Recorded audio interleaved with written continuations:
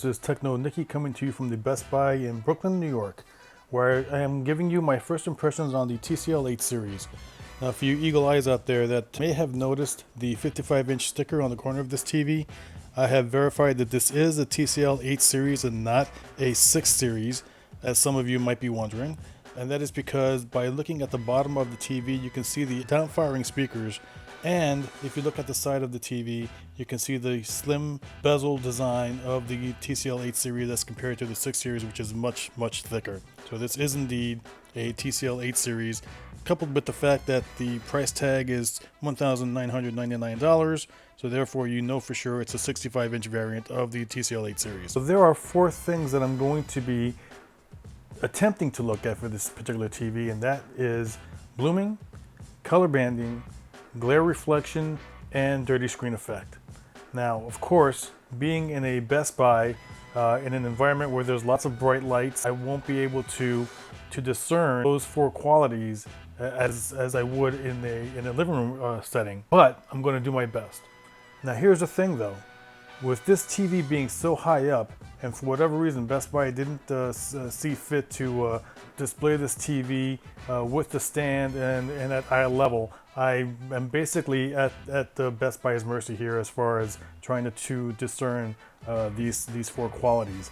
First thing though, I can tell you that as far as color banding, I don't see any, and that's comparing this TV with the Quantum X P series from Vizio.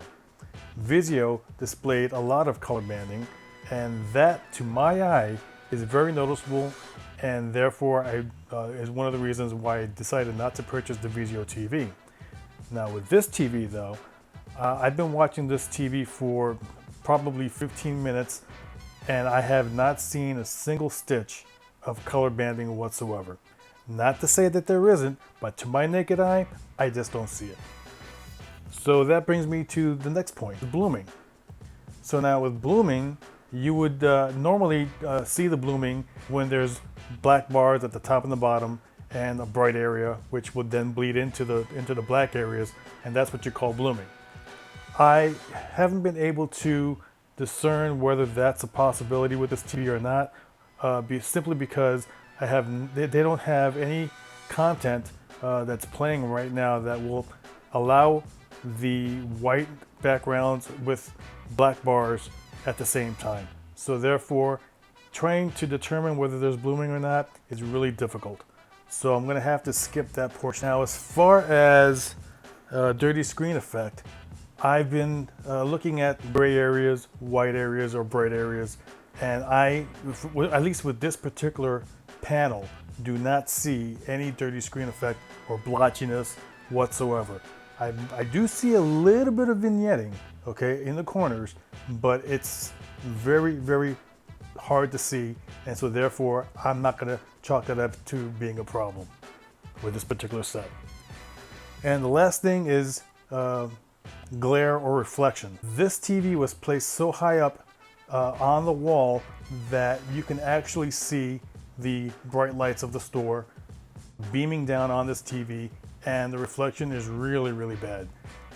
Now granted, I understand that Best Buy has the brightest lights because that's, after all, they want to display their TVs in the brightest setting. Understandable. But for normal viewing in the living room, especially for those of you that like to watch movies in a dark area, this should not be a problem. However, it might be a problem for those of you watching it in a well-lit room, and for that you may have a problem. So just so you know. In summary, there was no noticeable color banding, no noticeable dirty screen effect. I couldn't discern blooming with the bright lights. Really, the only downside I could see was the poor anti-reflection. Overall, the set appears to be a very good one, and I look forward to Ratings.com's evaluation of it soon. Thanks for watching, and don't forget to subscribe, and don't forget to hit that like button. Bye for now.